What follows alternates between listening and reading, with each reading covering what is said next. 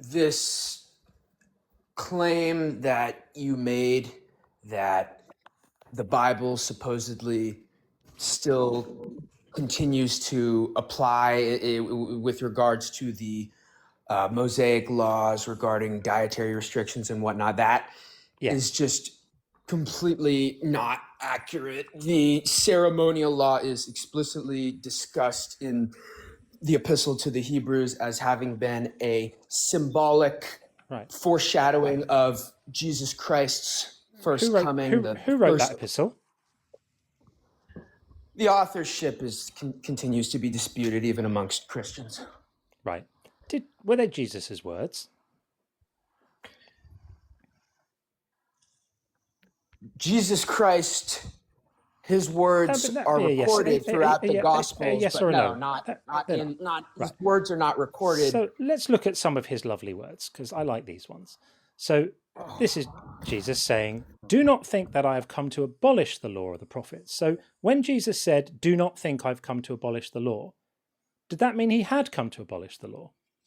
Well, he came to fulfill it, as he said. Right. In that when he said he hadn't come to abolish the law, did he really mean that he had come to abolish the law? No, he fulfilled it because there was no more need for the Levitical priesthood, the animal sacrifices, Indeed. temples. So you agree with me that when he said he had not come to abolish the law, that didn't mean that he actually had come to abolish the law. He said, I've not come to abolish, but to fulfill. Right. For truly I tell you, until heaven and earth pass away, not one letter, not one stroke of a letter will pass from the law until all is accomplished. Therefore, whoever breaks one of the least of these commandments, or teaches others to do the same, will be called least in the kingdom of heaven. But whoever does them and teaches them will be called great in the kingdom of heaven. So this sounds like a ringing endorsement for the law, doesn't it? He fulfilled it. His death, his resurrection. It's gone. Any restrictions on wearing mixed fabrics or eating shellfish or any of this that was or being all allowed to own slaves, that sort of thing. No, that was civil law. I don't dispute that has not been. I would say with slavery that it was even allowed to own other Israelites, unlike unlike usury, which you could only charge interest to non-Israelites because the nations around Israel were grievously sinful. And so it's like, all right, you might as well just, charge interest on loans to them because, it doesn't even really... Got off slavery real quick. Yeah, slavery. I could never call slavery intrinsically immoral because God never prohibits it and never condemns it in his word. It's mentioned in his numerous times. Now, I'm not saying that it's necessarily his ideal, that he's not going to have people enslaved in the kingdom. So you cannot say that slavery is immoral. Not intrinsically. That it depends on that whether there's violent abusive conduct going on, it's racist, something, it's just, So let's just say you buy a slave, you own them for life, you keep their children remain your property, they can be passed on as inherited property, and you're allowed to beat them with a rod. Is that immoral, or you can't say it's intrinsically immoral? I obviously I can't say it's intrinsically immoral. It's explicitly permitted, but that was for non-Israelites. That makes it better. Yeah, that I agree with you. That makes it better. I mean, it wasn't permitted for those who were actually devoted followers of God. It was permitted for these people of the surrounding nations who were a bunch of pagan, idol worshipping, child sacrificing, grievously sinful individuals. They weren't. The Canaanites, and even if they were, that doesn't create a permission structure to enslave people and their children and make them slaves for life, including their children. Too, I'll admit that. So, are you aware? You sound like a reasonably well-read chap. Are you aware of the difference in the laws for Hebrew slaves and non-Hebrew slaves? Yes, I'm familiar. He had alluded to it. Yeah. So we agree that in the case of fellow Israelites, the slaves, you could become a slave to work off a debt, right? This notion of indentured servitude, that you could work off a debt for 6 years, and you could go free after 6 years if you were a Israelite, male Israelite. If you were a male, if you were a woman, that didn't apply. If you were a woman, you didn't get to go free. With the Jubilee year, every time that occurred. Yes, and if the slave owner had given the male a wife and they had children, then when the man went out, what happened to the wife and children? They continued to be enslaved, or captive, or owned. And when did they get released? They were property. The children were born into it. So, the word you're looking for is never. The word you're looking for is never. For life. That's what I recall. Right. And that's good in your view.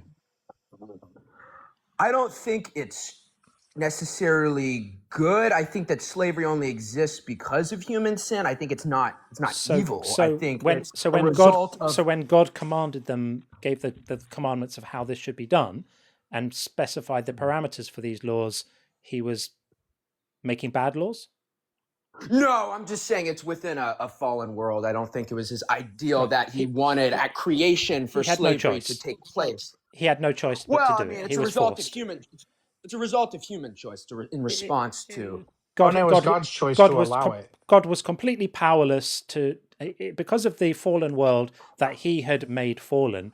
He was completely powerless, but to create legislation that allowed people to own babies born into slavery for their entire lives that would never be let go. I'm glad we clarified that. So then the commandment about beating slaves, this one was specific to those same Hebrew slaves. When a slave owner, this is in the same section of the law on how to treat the Hebrew slaves. When a slave owner strikes a male or female slave with a rod and the slave dies immediately, the owner shall be punished, naughty owner. But if the slave survives a day or two, there's no punishment, for the slave is the owner's property. So this is the maximum amount of protection from murder that was accorded to slaves who were the most at the highest level of slavedom, being the Israelite slaves. We have every reason to believe that this level of protection didn't apply at all to the foreign slaves, the slaves from other nations, or those from other nations living within the Israelites. So they didn't even enjoy that level of protection. So this is a culture where you could buy slaves, and we'll look at that right now. This is how you would buy the slaves from elsewhere. As for the male and female slaves you may have, let me just find it right here. Here we go. As for the male and female slaves you may have, it's from the nations around you that you may acquire male and female slaves. You may also acquire them from among the aliens residing within you, and from their families who are with you and have been in your land. They may be your property. You may keep them as a possession for your children after you, for them to inherit as property. These you may treat as slaves. And then it gives a throwback to the Israelites, just in case you've forgotten. As for your fellow Israelites, no one shall rule over the other with harshness. The implication, of course, being that these slaves could be ruled over with harshness. So these are laws that God could have given differently, correct? Yes, I think that something not being immoral doesn't mean that it's eternally what's ideal, that there's going to be an eternity of slavery of God's elect. I think that's, I'm obviously not going to say, what he did was evil, it was a mistake or anything like that. No, obviously I affirm that God is perfect and that his laws are just. These were good laws. So giving laws on how to own other people as property are good, just to clarify what you're saying. Well, I mean, his ways are above my ways and his thoughts are above my thoughts. So I can't exactly explain why in detail it was justified without further study of it, but I would say absolutely I agree that what he did was not unjust. Is there anything God could do or order done that you would consider, well, okay, that's bad?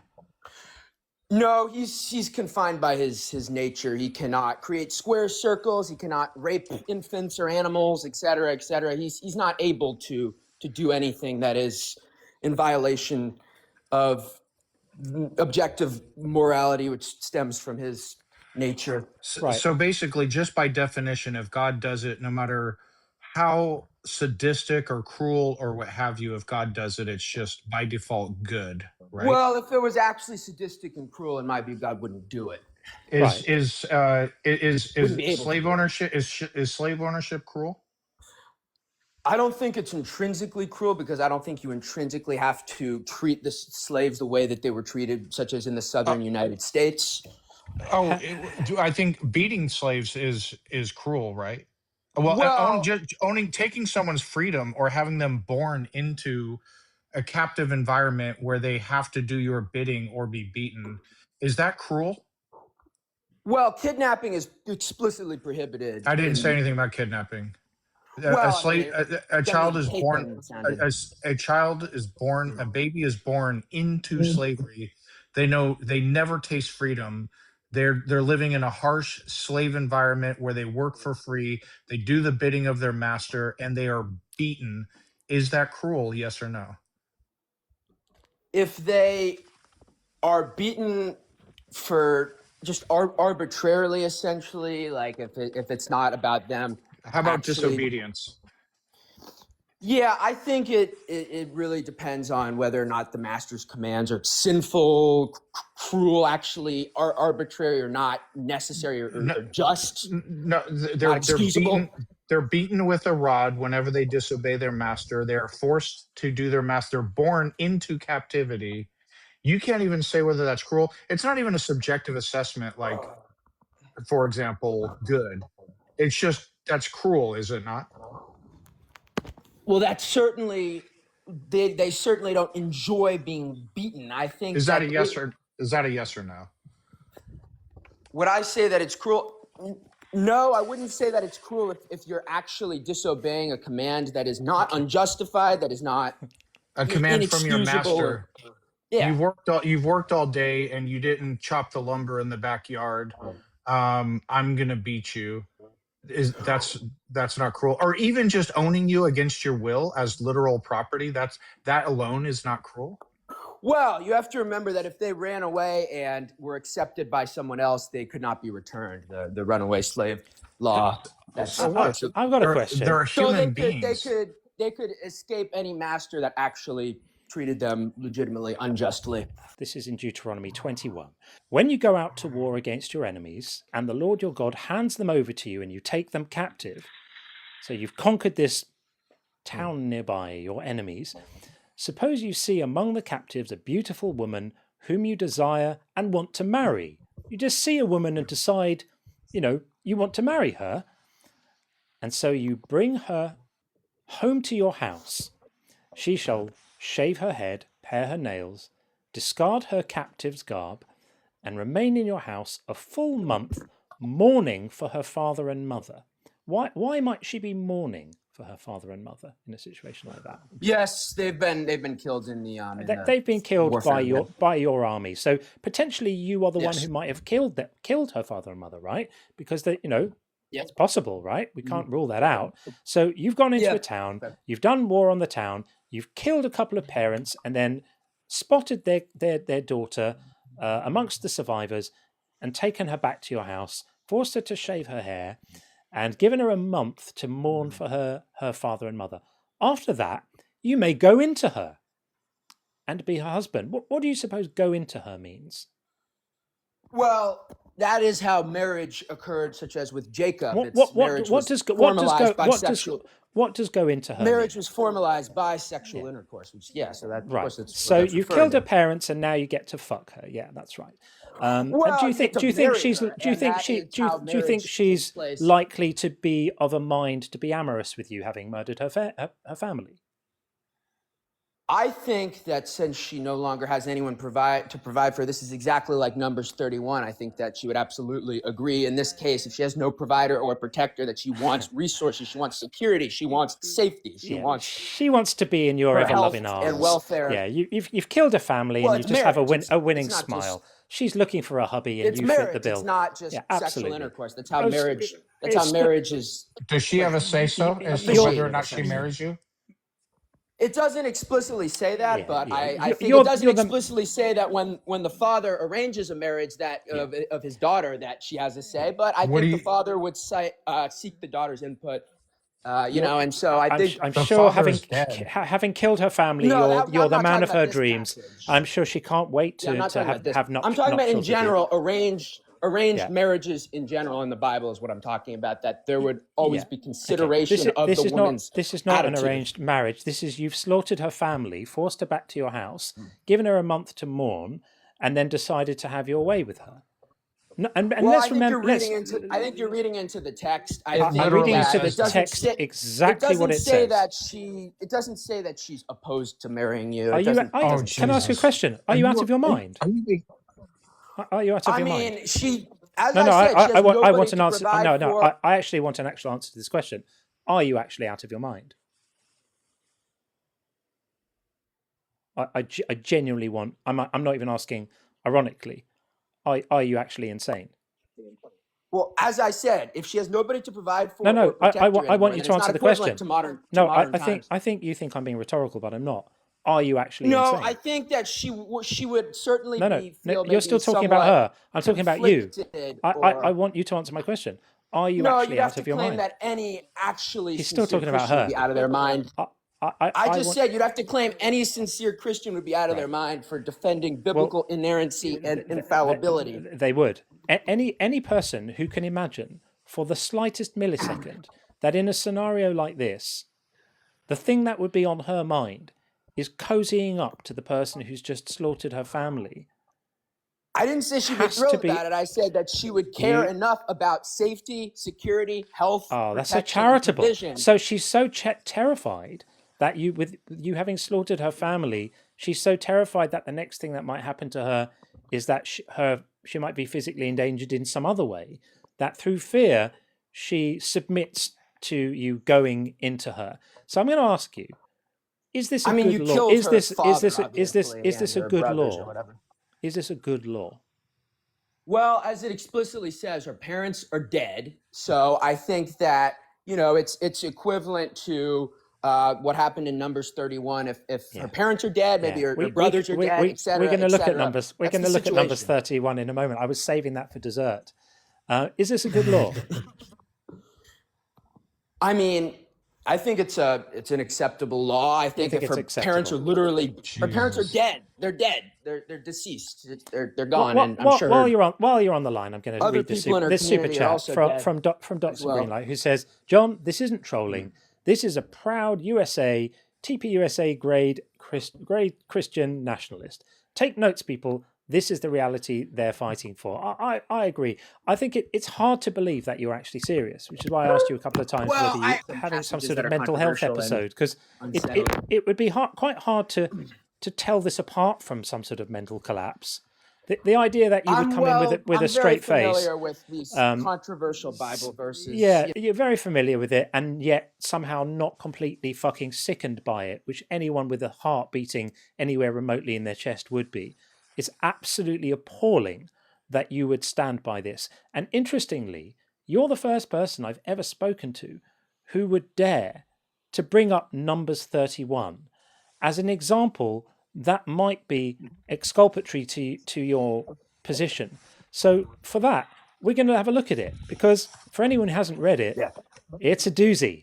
So after Moses sends the Israelites to go and conquer the Midianites, which they do with aplomb, they come back saying that they have successfully conquered the Midianites. But Moses finds out that some of the young ones, some of the children were left alive. So Moses sends the army to go back to Midian again. And he says, now therefore, kill every male among the little ones, and kill every woman who has known a man by sleeping with him. One wonders how they would figure out who fitted exactly into that category, but there we are. But all the young girls who have not known a man by sleeping with him, keep alive for yourselves. So this is distributing young virgin girls to soldiers as war booty. And this is the verse that our friend here decided to appeal to as a justification for explaining the moral logic in the other verse. Do you think this conversation's going well for you right now? Well, I think that it simply is the case that their fathers were dead, their brothers were dead, et cetera, et cetera. And so Numbers 31, it makes a lot of sense, as I said, in the same logic that they are going to be at risk. They are going to be not having orphaned the kids. The only charitable thing to do, having orphaned these young girls, is to fuck them, the children. Well, no. Yeah. That's what this means. That's what this means. It explicitly said that you're going to wait until they're mature. No, it doesn't say that. It says you keep the young girls for yourselves. It does not explicitly say anything of the sort.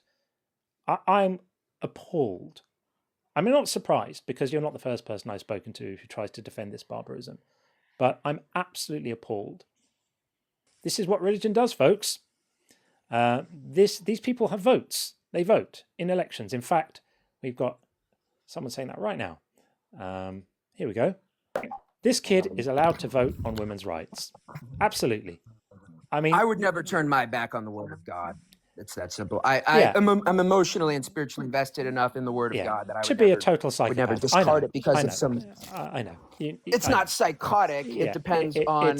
Are these passages that it depends on having absolutely no sense at all of human decency or kindness or empathy or anything good. Your religion has hollowed you out as a human being, and there's virtually nothing left apart from blind, mind-dead obedience. That's all that we're hearing here. Nothing. I've heard more compassionate speech from a tree. Really, you need to consider this. If this is the path your life is on, change it. This is not good enough. It's not good enough to be a member of the human race and be so completely disconnected from reality. There we go. I didn't drop him, actually. He must have dropped himself. Going to read a couple of messages. I feel grubby. Do you? I feel grubby. That's disgusting. I need a shower. Yeah, that is disgusting.